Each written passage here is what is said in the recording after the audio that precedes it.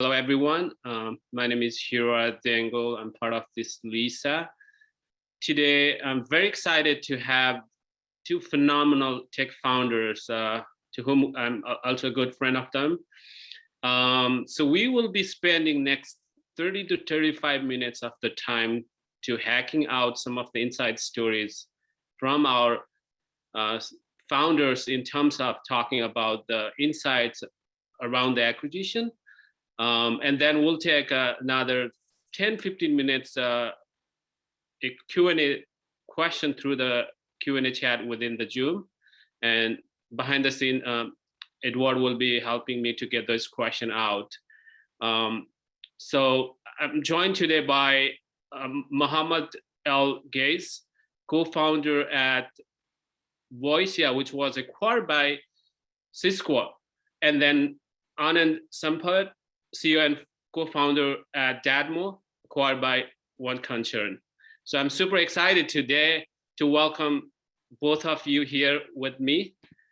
So without further ado, I think Mo and Anand, what I can get started with the kickoff question as to get this a quick overview of the Voicea's business, your evolution from idea to acquisitions, and also by the Cisco, right? And then life afterwards. Why don't you get started, Mo?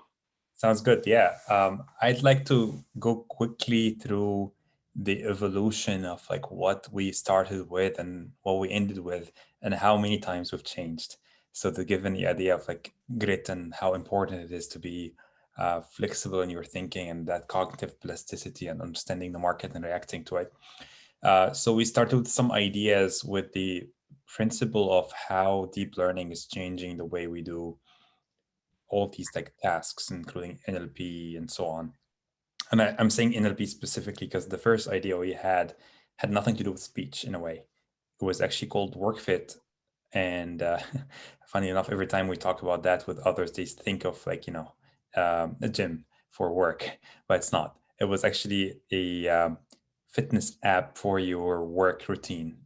The idea was to get your emailing calendar in one place and understand the relationship you have with others at work and the tasks that you have at hand, and give you kind of an assistant on your mobile phone to give you an to-do list basically in a prioritized order based on what's urgent, what's important, and kind of a GPS for what to do with your day.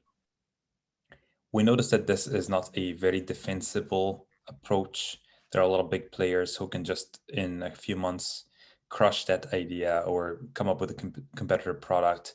And without that mode of defensibility, we diverted or pivoted basically our thinking towards speech.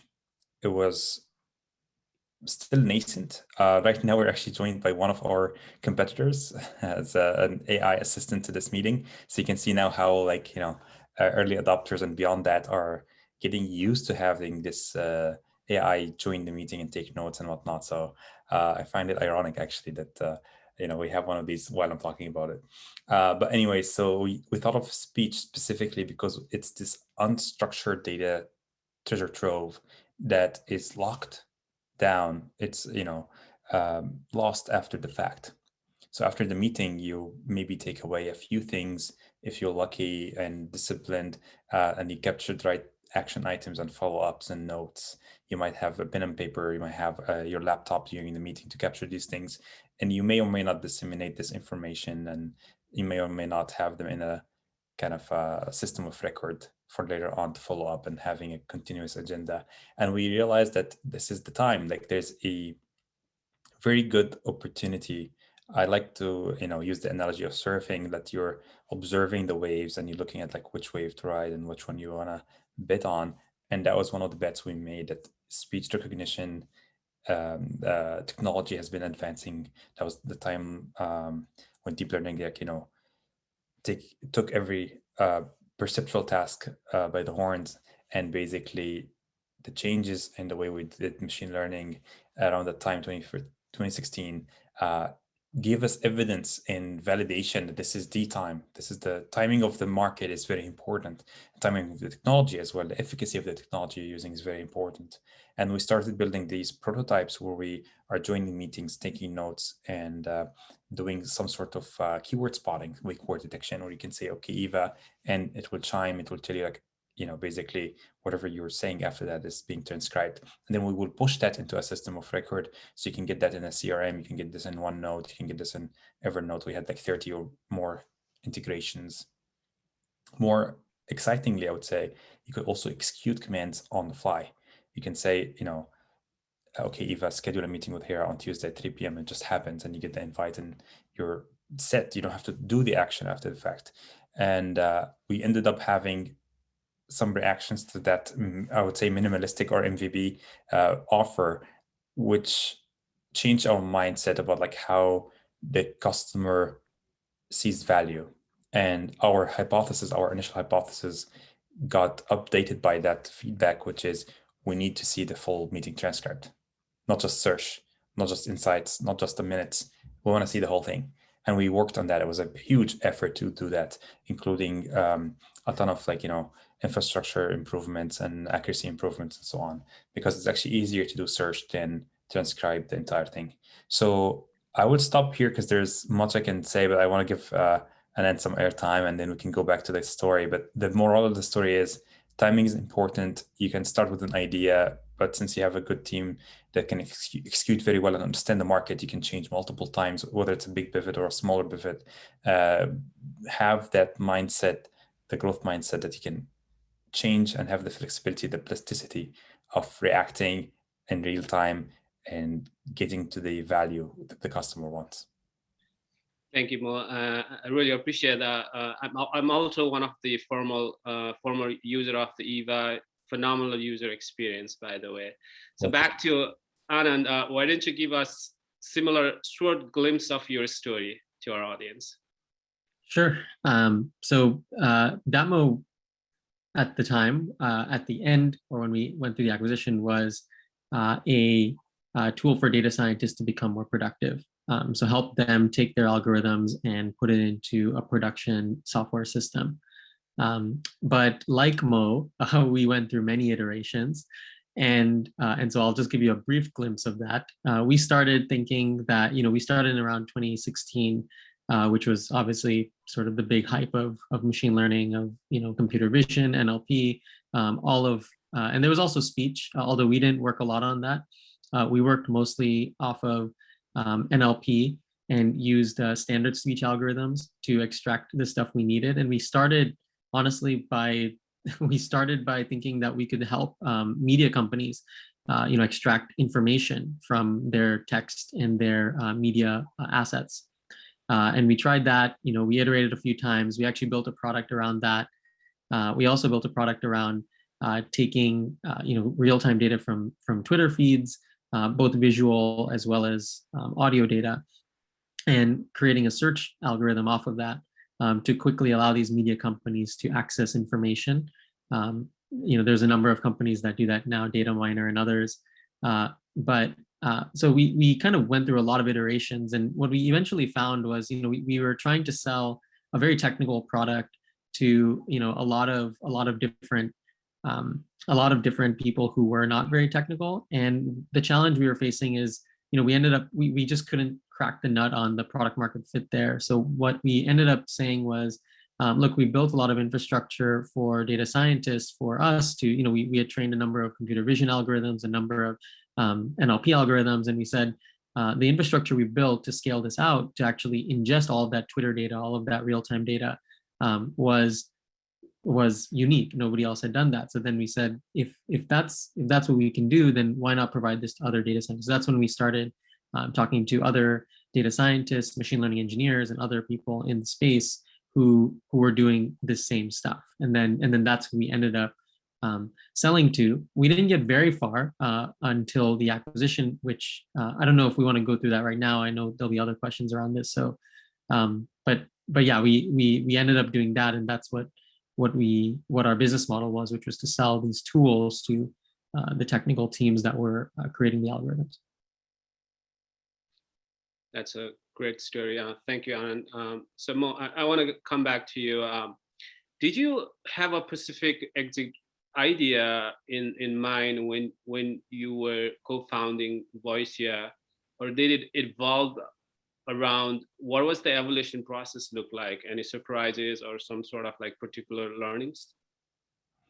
So the talks about exit are usually questions that you get asked as you're hiring people. That's maybe one of the main, FAQs that you get. Like, hey, what's your exit strategy? And I don't think that you should be obsessed by it, but you should have it in your back burner. You should have it in the back of your mind. Like, okay, what steps am I taking to be, I would say, sought after and have demand and growth? So if you focus on the customer, I think all the other things will just happen organically, whether it's an IPO or right now there's the SPAC, which we didn't have that hype back then, or not hype. That's maybe the wrong choice of words, but like the advent of SPAC. How about that? We also didn't have CartaX, which is another exit strategy today. If you're one of the portfolio companies in A16Z, or once you open up the room more for others. And I think that's more for like D plus or E plus startups that do not want to go through the S1 or the IPO route. The idea is basically, if you create value and really focus on your customer, focus on the market reception and feedback and grow, these things will just be means to an end. And the end is that you want basically the folks who worked really hard on these things, right? Liquidation in itself, I would say, is a destination. It's a byproduct, if that makes sense. So I think you should not ignore it altogether. You should have options. At the same time, I don't think it makes any sense to have it as a destination or make it a goal to exit a certain way. Being sought after and being like successful in delivering a lot of value to customers and working on the growth of the company and the product will automatically give you the options where you can go and choose whether you want to be acquired or you want to be taking it for longer and taking one of the options I mentioned before, whether it's a SPAC. Actually, SPAC, you can do it even earlier than that, IPO or CartaX, another, nascent way of doing this. But yeah, for us specifically, I can say this reflects what we thought about, which is let's just focus on getting to the success that we think is success, right? We come up with the criteria of what success is, and then the rest will just be a side effect or byproduct. Got you. Thank you. So I think that I try to map out this little bit, your story, to our founders or participants of our cohort as well. So Anand, what made you choose your startup idea or the path? Is that a part of more like identified a problem in the market?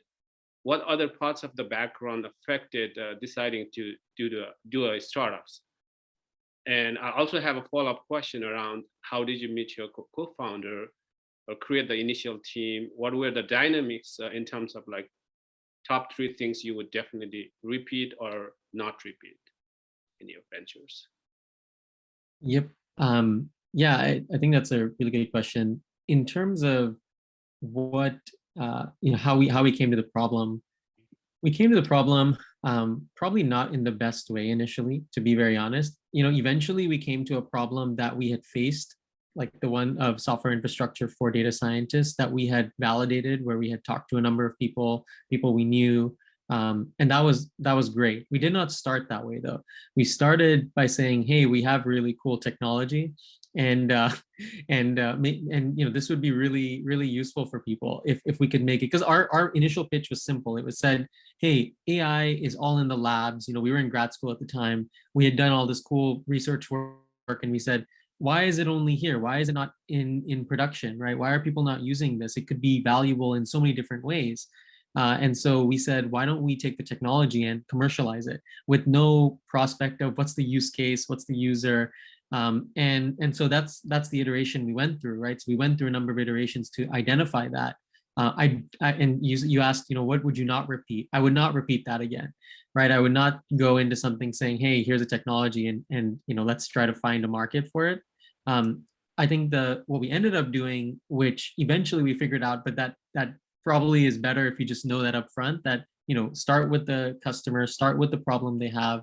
What is the exact use case that you can solve today, and then of course have a vision, because at some point, if you're VC backed, you're going to have to pitch that to somebody for how that's going to change, or how that maps to what the future is going to bring. There's this VC Mike Maples who talks about, and actually a lot of people who talk about backcasting, which is sort of looking into the future and saying, okay, what should I build today for that? That's really great for VCs, and I think it's also good for founders to think about. But the reality on the ground is, when you're building that first initial MVP, you want to really understand what the customer's needs are, really understand the pain point, and then build something that solves it, and then iterate, of course, with their feedback. And just the last question I think you asked was how I met my co-founder. We met in grad school. Shabazz and I, we met at Stanford when we were there. And it was really organic, because both of us had that sort of motivation to bring AI to the world, right? Which was interesting because the one thing I would repeat is having a co-founder that we had a lot of ups and downs, but we are really good friends even today, and I think that's not something everybody can say, and that's no fault of anybody. It's just there's ups and downs in all of it. And what I found is that a lot of that comes down to motivation. So even when me and Shabazz started, we had the same motivation, which is that we wanted to bring this technology out into the world. And despite the ups and downs, we were gonna go through it. And that's why we were able to make it to the end. But at the end, if the motivations are misaligned, at some point there could be a falling out, right? So I think the biggest thing I would repeat again is making sure that whoever I'm co-founding a company with, I would have the same motivations, and make sure that's the case. Because the skills also are important, right? You want to have complementary skills. I would say that's another thing that you want to optimize for. But I think without the motivation, the skills is just really the secondary part. Yeah, that's a phenomenal story. I think, especially finding a co-founder that go to the same school, or maybe you're taking classes together, and then you're sharing some kind of the inspirational path to take new venture from start to the end and getting into a acquisition, right? So more, do you have like some kind of similar story, or you wanted to share us some additional insight on your end too? I think it matters a lot to have some sort of chemistry, like agreement, not necessarily all the time, but the culture of disagree and commit, the culture of having a clarity in decision making, whether you use something like Rapid, which I recommend because we used at LinkedIn as well. But the conflicts that come are just natural, and I think they're good because you're actually getting diverse set of options and opinions and experiences, right? I think it would be much worse if you don't have that conflict and you just follow, a certain opinion or direction all the time with groupthink. So if anything, I would be very happy to see a good discussion where people are disagreeing and then they either converge or there's some resolution somehow using one of these frameworks, and then you disagree and commit and you move on and you experiment, because at the end of the day it's a venture bet, right? At the end of the day it's an experiment, and you're trying to prove or disprove certain aspects, certain processes, certain business models, certain technologies and packaging of that in products, certain features and so on. So if you can think about it this way and you take out your ego at the door, that helps a lot with most of the concerns or most of the situations that might arise. Right. Maybe just follow up on the how you end up founding the co-founder, or some sort of this is very generic question I tend to hear from startup ecosystem. Specifically, finding technical co-founder is sometimes really hard. If you are a visionary founder. So do you have some additional insight? Yeah. Just get the user, your journey. So this will be good from our audience standpoint too. Absolutely, yeah. So we were 4 co-founders, 2 technical, 2 business, or non-technical, or you can say 2 business and 2 non-business. The idea is basically my mentor and good friend was one of the the other technical founder basically, and then I knew the CEO socially. So the 3 of us knew each other socially, and the 4th person worked with the CEO for like 7 years prior to this acquisition. Prior to this founding of the company. So there is a lot of experience in terms of like we knew each other well. We knew how we operate. We knew how we think, and that was I think part of the like chemistry, like prerequisite I mentioned before. Like it's not all new to you. Like you can navigate how to deal with the other personalities and so on. So that is a factor I would say in bringing some of the harmony and reducing some of the tensions and expectations from like situations where you have conflicts or disagreements. I'd love to chime in on that one real quick. That I 100% agree with you. Our story was very different in the sense that we were 2 people coming out of grad school, but that was common, that we did have experience working together, and I think you need that no matter what, whether you're coming straight out of college, whether you're midway through your career, you always need some semblance. So sometimes if it's a new person, what I suggest is even if it's a new person you just met today, you could still say, hey, for 3 to 6 months, let's work together, let's try stuff. That way you can still get to know and whether you work well together with your co-founder.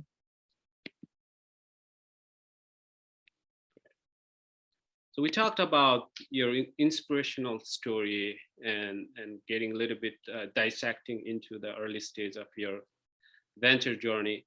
Let's try to focus now more on the product / customer experience, or tell us a little bit about your first product launch and customer acquisition experience. Did you end up getting paid customer first, or what's the customer acquisition model you used? Mo, do you want to get started? Yeah, absolutely. So there, as I said, there were innovations in AI, and there are innovations also in the business model. I'm not going to be assigning that credit to a specific company, but I can just list some examples. They might not be the first who've ever done this, but I think top of our mind when we're starting Voicea was how Slack reached a B2C to B, so business to consumer, then to business strategy, effectively deployed that and made it work. I saw that firsthand at LinkedIn, where people just started using Slack, and then it became more standardized by IT. So you start with a few pockets of users here and there, paying with a credit card, and then you start seeing all these pockets in the same enterprise or the same business, and then you talk to IT and say, by the way, we have 60 users that are using Slack at your company. Here's a plan where you can actually manage this, right? We took a page of that book and deployed it effectively. I think that going after a consumer product takes a specific mindset and DNA, and then shifting to a business product or B2B product, enterprise product, that is another mindset, and that shift in its own is a mindset. So that adaptability, right, or AQ, the adaptability quotient, is extremely important, because you are doing different activities in terms of sales and go to market and customer success, and who you talk to and how you script your sales calls, and all that stuff has to shift as you go, with varying degrees based on who you're talking to. And you can 1 hour you're talking to like the head of IT at a big company with like thousands of employees, and then you're talking to like a single customer who signed up on the mobile app, paid $10, and they're complaining about a specific feature that they want. How do you balance these 2 things? So that is an important like skill to have, to hone, if you're going to go with the B2C to B model. Okay.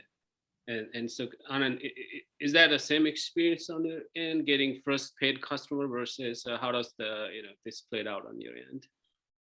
For us, we went to a B2B model.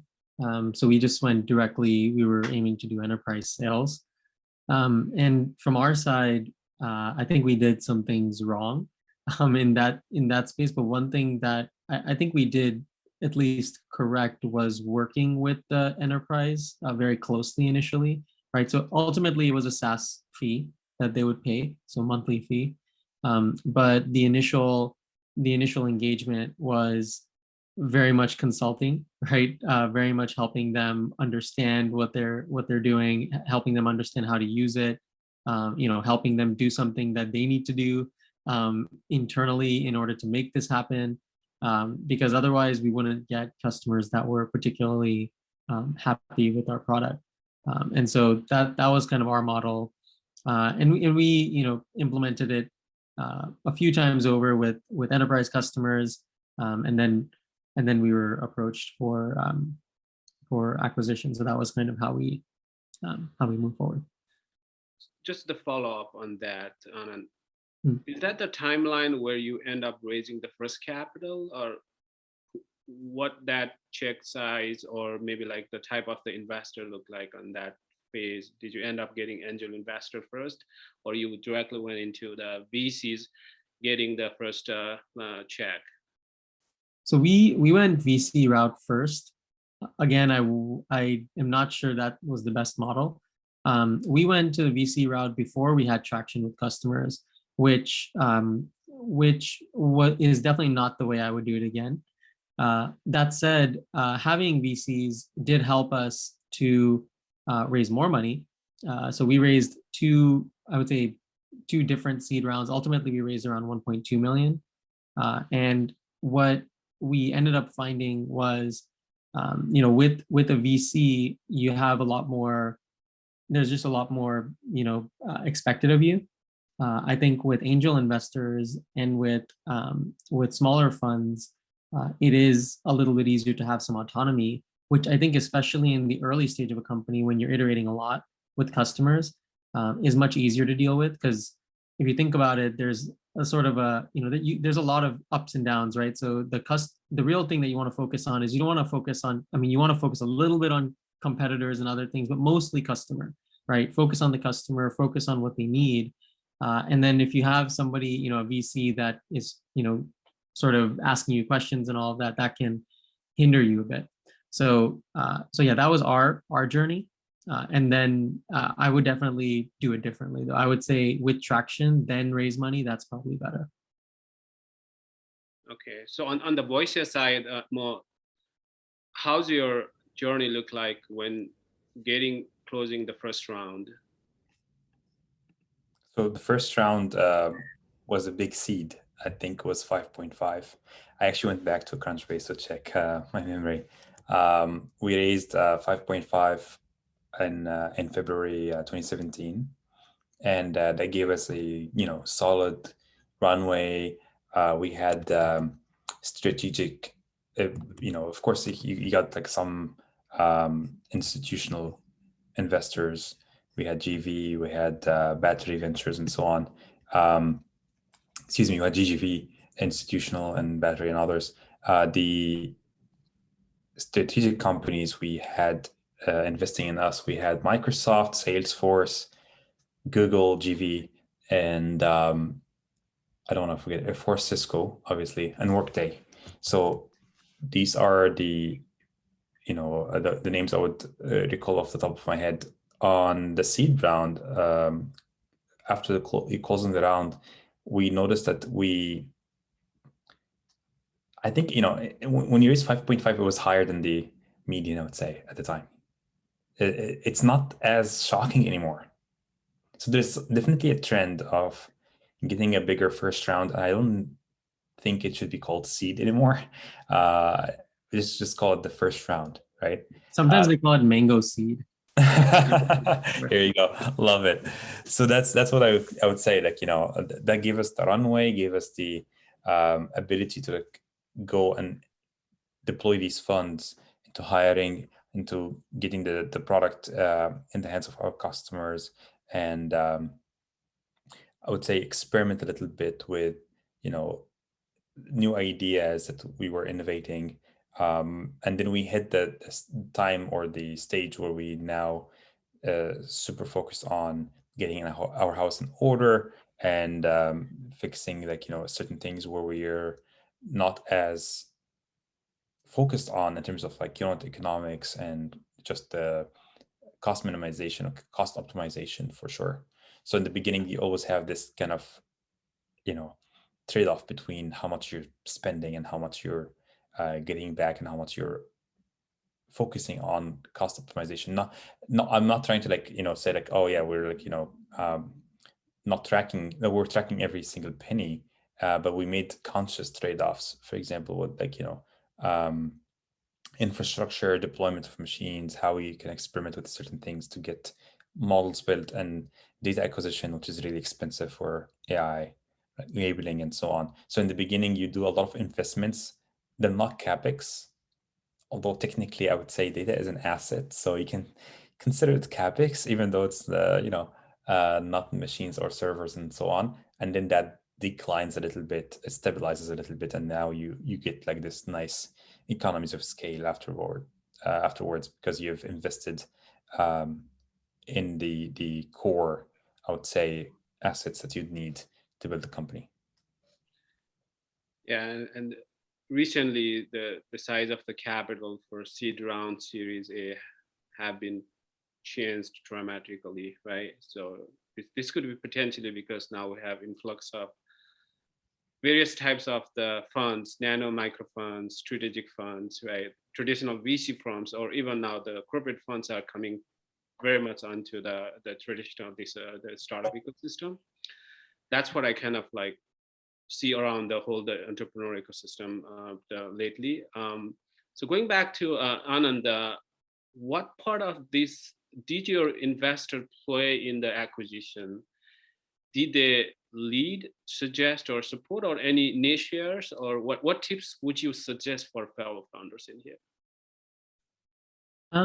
From our side, I think this was a question that somebody had asked as well in the chat, but I think, how did it happen? So for us, we were approached by a couple of players who are also software infrastructure players in the space. And that's kind of how this process got started. And so for us, it was really a question of two things, right? So obviously we had a fixed runway for our seed round. So the question we had was, okay, do we take this time to raise another round, right? Do we take this time, as we were approached anyways, do we take this time to explore that further? And that was a question that we had to make with our investors, right? So we tried to keep them, 100% on board with us, because of course, ultimately we're in the journey together. So what we did was, from our perspective, we were, I would say, we wanted to explore it. We wanted to explore the acquisition, at least Shabazz and I, and then we actually went to the investor and talked to them about it. And at that time, I would say that it's a little bit of back and forth, right? Certainly, they asked us questions. They wanted to make sure that it made sense. I think from their perspective, I think most investors will say like they'll do two things, right? So either they'll say, yeah, explore it, which is what ours said, or the other alternative is say, and it depends on how big the investor is. So we were working with Pair Ventures in Silicon Valley, and I think that they're tied to the GSV ecosystem, and they're actually a really great firm. I think ultimately they'll ask either two things, right? They'll say, hey, go and try the acquisition process, see how it goes, which is what we ended up doing. Or the other one is, they'll just say, hey, I want to lead this next round. Now, in our case, because it was Pair and they do Series A rounds, but they typically wouldn't do seed and Series A. That's pretty rare for them. So like they'd want to bring in another investor. So really, there's only two paths at that point, which is, you have to go out and raise money from somebody else, or you explore the acquisition. And doing both at the same time is really hard. So we kind of got buy-in to explore the acquisition process. And in that process, they did help. So I think that's the question that you're asking, which is, did they help us in that process? Certainly. So they would make calls for us. They would talk to people that they knew they also knew a lot of corp dev people at various other companies. So they would then make those calls, and then those people we would then get meetings with them as well. So when we had one company approach us, it helped us to get, just like VCs, where you have one VC in, so then now you get like a bunch of others in. It's the similar thing with acquisition. So they did help in that process, and in fact, somebody on their team was even helping us, work through how we could do that. And like we had a spreadsheet and things like that. So it was very tactical. They helped us quite a bit. So my thought is that if you've decided as a founder that you want to go down a certain path, be decisive and talk to your investors. One thing that you never want to do is, you never want to hide anything from them. You want to be transparent with them, because the more transparency you provide, once they're on your side, they're on your side, right? There's no reason for them to go against you. So you really want to, get them on board. So yeah, that was our experience. That's interesting. So Mo, back to you. You mentioned earlier some of the investor in your pool, right? Did you bring any strategic investor seal the deal in being the ultimate acquirer, or did they tie some sort of like milestone product, right, in the market, or what surprised you? Any unexpected during that process of investment? I think it's natural, like, almost like by definition, the strategic investor is a company that sees alignment in the business idea that you're creating, whether it's direct improvement, direct investment in one of the products that you have, like directly aligned, or tangential, or a new market they want to explore, and basically put money by proxy instead of investing their own product teams. Maybe the company is not moving fast enough, so instead, like, you would put the money to get some company to do the super high risk things for them, like maybe self-driving cars. We've seen this with GM and other companies putting money on partnerships and stuff like that. So there are a lot of tools what you can do on the corp dev side of things, investment arm side of things. You can look at the market opportunities and where you want to invest, and align that with the startups that are basically popping up around you. So I think it's more of like a matching exercise, instead of like, you seek, as an entrepreneur, you seek the company, or the company seeks you. It just sort of like organically happens. People talk on the grapevine, like, oh, I heard so-and-so is creating a company that's doing, AI for meetings. You guys have a meetings platform, right? Or you have interest in this area and AI, speech recognition, or you want to break into that, field, or any of the above, reasons. And that's usually how you find alignment. And it's important to have some sort of strategic, investor, or couple or more, where you're trying to get an understanding of like how this market is going to develop, especially if it's a nascent new market, right? You want to capture as many signals as possible. Are these companies investing actively in that new area or not? Do you see distribution opportunities, partnership opportunities, dealing with these companies, product teams from the inside, for example, like, getting a partnership like what we did with WebEx. So before the acquisition, we actually had a partnership supplying the transcript for recordings. When you have a WebEx meeting and that's recorded, you will get the Voicea transcript along with it. So it's not just a revenue stream. It's not just an investment, money that you get from them. It's not just sometimes consultation or signals you can collect about the market. I think it's more of also validation that there's something there, you're onto something. Right. Thank you. Let's get into more some of the specifics around the acquisition deal. Anand, how did you come to the final acquisition deal as a founder and CEO of the company? Or could you have sold your company to their competitors, right? Any insights on that? Yeah, that's a good question. So the way it worked out for us was, acquisitions basically work in three ways. Usually there's, they want to acquire your business, your talent, or your technology, or some combination of those three. And in our case, it was talent, technology, right? Those are the two that that we focused on. And that was primarily because we were a seed stage company, so we didn't really have much of a business. So from our perspective, the deals, I think I probably can't disclose all the deal dynamics here, but what I can say is that ultimately it was a combination of those two things. And specifically, what I mentioned, software players, the software player that reached out to us was Cloudera. So they were the ones that initially came to us, and they're building a machine learning platform for their backend data platform, right? So they're a big data company, well known in the space, and they've been getting more into the machine learning infrastructure. Of course, one of their competitors is Databricks. Databricks is more of a novel player in the space, and they've done quite a few new things there. So from our perspective, when we went through this process, we actually worked with, we actually started talking to both of those. And then the reason why we ended up going with OneConcern, so OneConcern, there's Postmates, there's another company that we were talking to.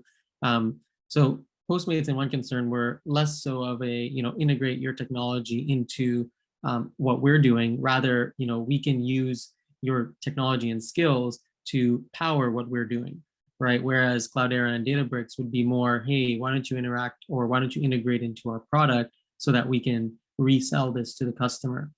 And from our perspective as founders, we were more excited about, frankly, working on something very cool at a company that had an application specific, where we could, use our technology and our skill sets to enable them to do something really positive. So that's how we ended up going with OneConcern, which was the ultimate acquirer. But yeah, from what the question you're asking was sort of how did it come about? Like I said, we worked with our investor to actually talk to each one of these people and go through the process with them. The bigger companies, and I'm sure Mo will have more to talk about this, have long diligence process and interview process. So if it's technology or talent as well, they're going to be doing interviews. And so that was also a challenge for us, right? Because frankly, we did have a runway. So we had to think really carefully about how we time everything. And how we understand when we should move forward with one or not move forward with another. So that was kind of another angle that we had to look at in our acquisition process. Okay, thank you. And more, is that the similar kind of the nuances on your end when it comes to like a final acquisition deal? Here are some stories. I almost want to say that from limited experience and just talking to others, that no two stories are going to be identical. There's always going to be like gotchas and back and forth and certain negotiations that could happen, outside of the what you expect. And of course, there are certain things that you have to think about in terms of like the terms you had with your investors and strategic investors, whether it's the right of refusal or first refusal or notification often, and all these like different rights. So there are a lot of idiosyncratic circumstances, I would say, based on your terms, based on your, like as Anand said, like based on your runway, based on your numbers, based on your appetite for getting acquired. So I don't think it's one silver bullet, one size fits all kind of thing. What are you excited, or what are you interested to hear about more, precisely from my anecdotes? So, yeah, this could be more a direct question, but I would say just share whatever the public information you could do, right? Things like what did the acquisition deal look like, if anything can be made public, right? What are the typical dynamics in negotiation? Cash versus equity or vesting extension, et cetera, et cetera. Just any kind of the information. All of this under multiple layers of NDAs. Unfortunately, I cannot speak to any of these, but I can speak in the abstract that there is a lot of processes, as Anand said, like due diligence. They're not just the technical side of things, but also like the business processes, business side, privacy, compliance. There's usually a lot of lawyers involved. a lot of papers you have to like prepare, a lot of records. So one tip or advice I can have for other people who are founding companies, start with clarity in like bookkeeping, cap table tracking. Like, be organized, be super organized, in the sense that you don't want to like leave things on paper and then you have to scan them, or you have like some stuff on Google Drive and some stuff on like disk, and now when the acquirer or potential acquirer asks you for, hey, upload everything you have into a data room, you might miss something, or you might have certain things that could actually hurt not that we were super organized. And that's why I'm saying like, it helped us a lot having like the experience, because also like my co-founders went through this before. They got acquired by Oracle and they had multiple startups under the belt, so they knew exactly like how that works, right? So that helps a lot. And if you can get this experience from somebody else without having to go through it, so they can help you like figure these things out in the beginning. So for example, using like Carta for your cap table makes it easier afterwards, tracking these things, having everything on DocuSign, for example, or whatever like system, HelloSign, DocSend, sorry, any of the systems that you can just keep track of like agreements, keep track of like contracts. Having standard templates makes it easier to track any special clauses that you can have in any of the agreements you have to keep track of.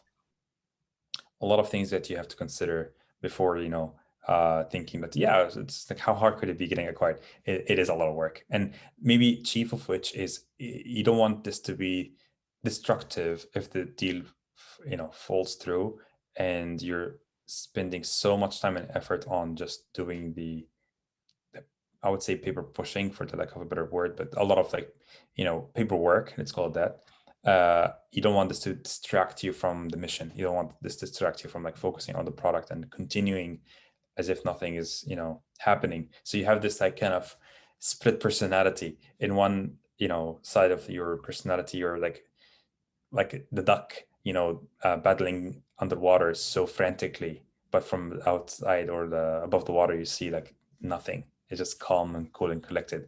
And that's how you keep it. In most, if not all, acquisitions, there's a strict clause of like who gets written to know like what's happening, and you want to understand when to bring which people on or in that situation. You still want to keep executing as if nothing's happening, and that should be the operating assumption, that there's a possibility it's not going to work out. So you continue shipping features, you continue helping customers and delighting them, and so on and so forth. But at the same time, you want to understand that there's a lot of effort and time spent on just making the deal work. And I'm not talking about negotiation, like even past negotiation, the time between you're settled on all the terms and you have some sort of initial agreement until the time you actually do the announcement.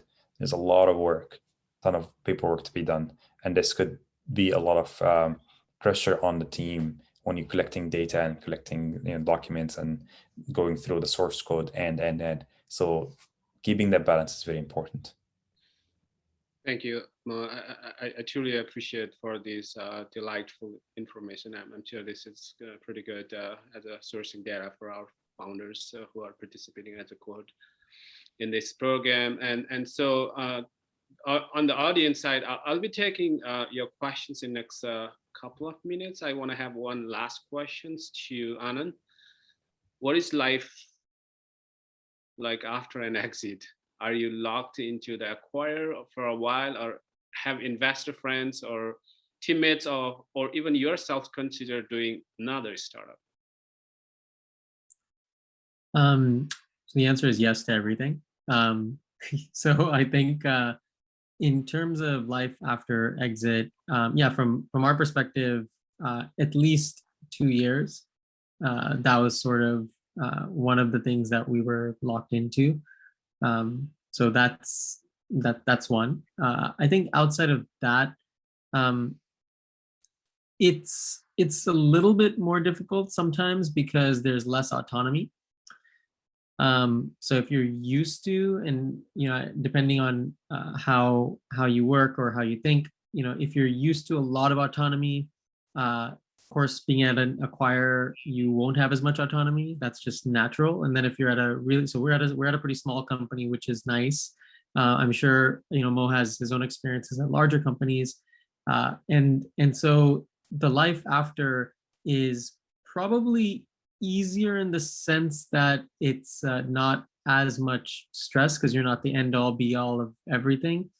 But at the same time, there can be additional stress if you really enjoy autonomy. So I think that's what I would say. And so I think, have people approached? Yes. Have I had conversations? Yes.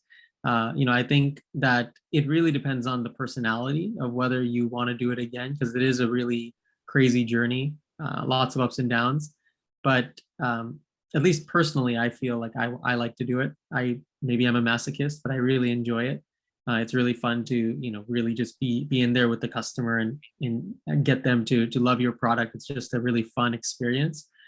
So yeah, I think that's my answer to your question. Hopefully that answered it. By the way, the pods you are running, right? It's a phenomenal initiative that you started. So thanks for doing all the interviews that you do across the founders space. Of course, yeah. So Mo, any additional thoughts on that? And before I take questions from audience. I want to second Anand's take on, like, you almost have an infinite runway now within a big company. So the stress is gone a little bit.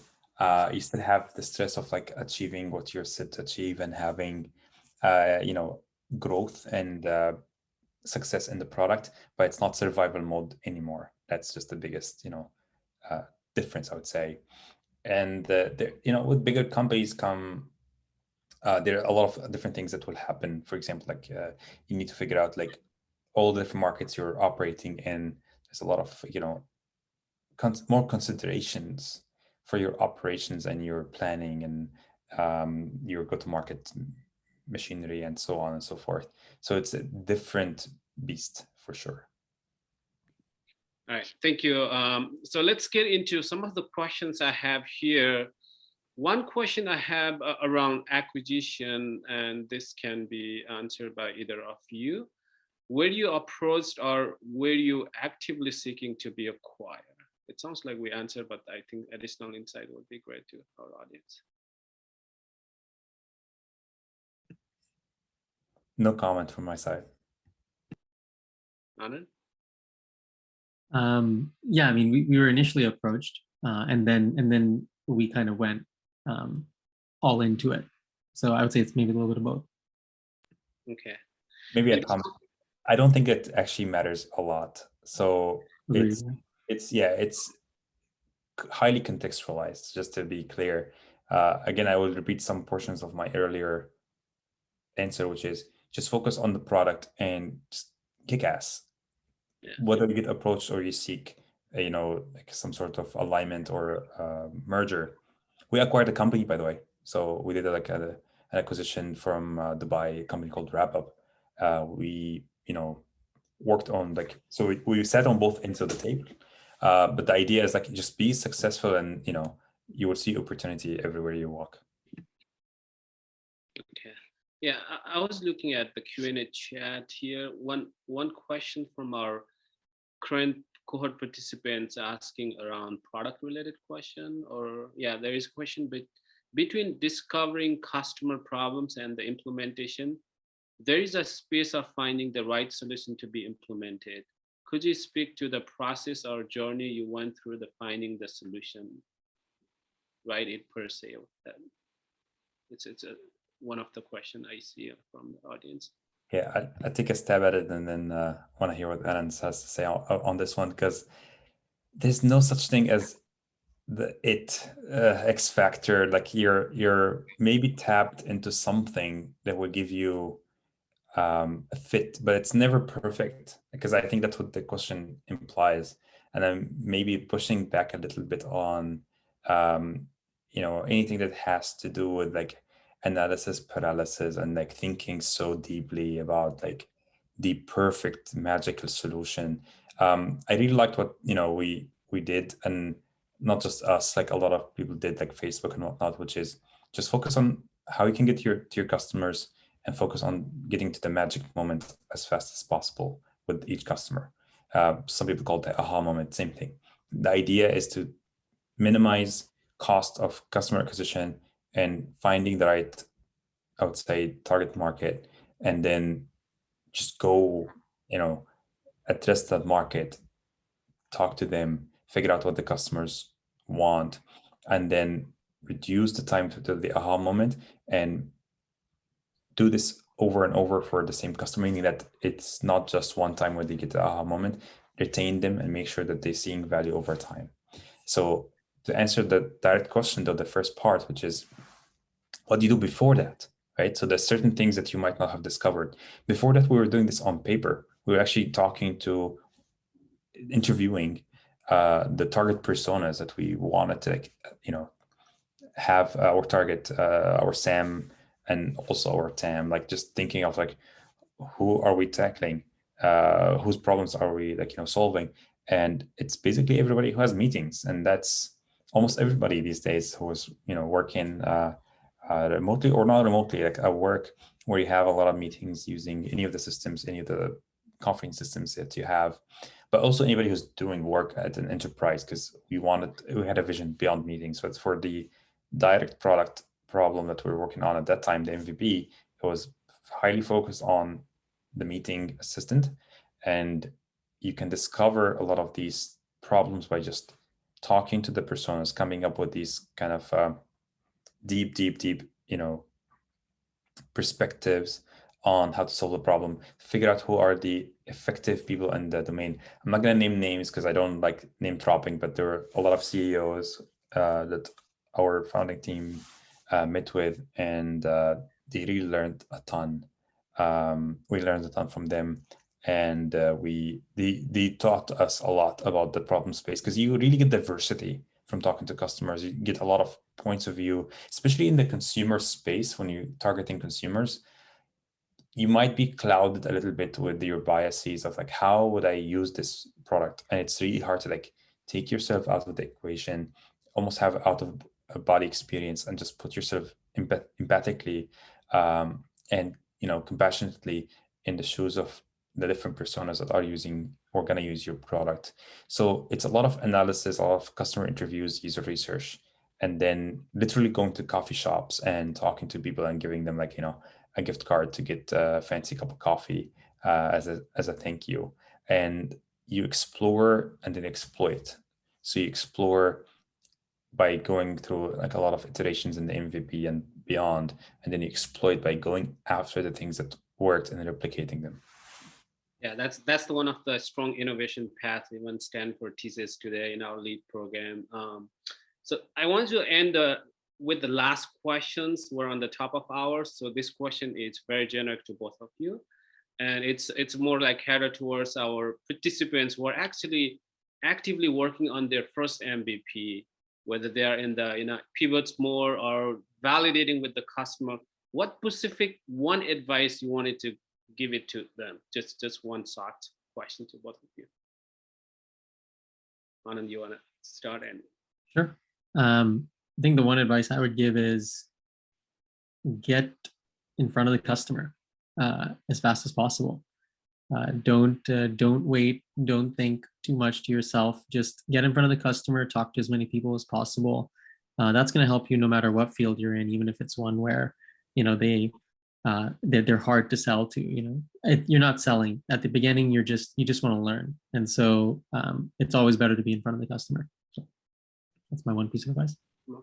I was flashing my mic because that's now a habit I got from Clubhouse, agreeing with Anand. But there are reactions here, so I'm just gonna give you a clap and thumbs up for sure. And I learned that even before going to a startup. So I worked directly, had the pleasure of working with Tomer Cohen at LinkedIn. He was my counterpart because our PM left, and he was director of PM at the time. Now he's the chief product officer at LinkedIn. So he told me one time, I remember, just don't wait for the experiment. Print it on paper, print what you want to do. Let's say you want to change the layout of the newsfeed, print it on paper and go talk to folks at Stanford Mall. Just stop them and ask what they think. And it's very important to talk to strangers, not your friends, not your family. your mom is going to be your biggest cheerleader. You don't want that opinion to cloud your judgment. Like, yeah, get that opinion, get some encouragement from your family and friends, but really the tough conversations and kind of crude, very rough feedback, I think is super useful just to get a validation from people who are gonna see this and just ridicule it, and you want to hear why, and just listen and be humble and check out your ego before you say like, I'm not gonna listen to my customers, I'm gonna go with the miscoded for the thing, which is give them cars instead of faster horses. But the idea is like there are two modes of innovation. Yes, there's one mode of innovation where you're doing something extremely foreign, extremely different, and in these cases, yes, customers might actually distract you by saying like they're more interested in keeping the status quo. That's the status quo bias. But when you're doing something maybe more incremental, like you're adding a camera to a phone, that's, I would say, more incremental than having a totally new device like the one I'm wearing. Like, actually, maybe this is incremental, just smart glasses. But if imagine a new speaker, like smart speaker, that's a totally novel category. Like, there's no baseline to compare it against, I guess. So you have to think clearly about what are you doing, what kind of mode of operation you're in, and how you can solicit feedback from your real customers. And another advice is like, ask for $1 symbolically. I'm not actually saying that you ask them for $1, but target people who would put their money where their mouth is. It's easy to get feedback. Talk is cheap in either direction, whether it's good or bad or constructive, destructive. But once you ask somebody like, hey, would you actually like to, pay $1 today to like put your place in line for this product? Would you actually pay for, symbolically something under down payment for the product I'm selling you today? That's when things change from one space where things are free to another space where they're making a mental calculation of like, shoot, is this worth my money, right? So that's a different calculation altogether. So these two things, I think, translate basically to like listening to customers and be very like adamant to get your first customer who's going to pay, because that's the most difficult customer. And then the second more difficult will be the least difficult ones, or will be the ones after the first one that's going to pay. But that is the hardest hurdle, is to understand exactly what customers would pay for and adding value to them. Right, super fun, exciting, and a very engaging discussion. Thank you, Anand and Mo. I really appreciate for taking time with us today and our community, and look forward to continue work with you on the other fronts. And also I want to thank you, Stanford, for continual support, bringing this phenomenal PodiumX series out to the world, and also the strong community of our Stanford GSV lead entrepreneurial ecosystem. So with that, I would like to thank you, everyone out there on the audience side, for taking time and spending some time with us today. We'll look forward to connecting with you soon again. Thank you, everyone. Have a wonderful day out there.